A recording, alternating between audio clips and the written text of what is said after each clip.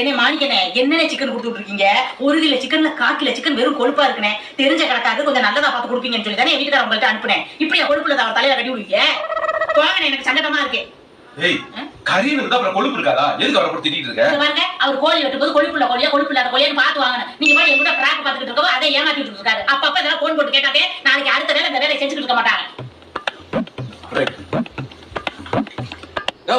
கொஞ்சம் ஏமாந்த வேண்டதுக்காக இருக்கிற கொழுப்பு போல ஏன் தலையில கட்டிட்டில? இப்பவும் என் பொண்டாட்டி சொல்லலன்னு வச்சுக்க, எனக்கு இந்த அறிவு வந்திருக்காது.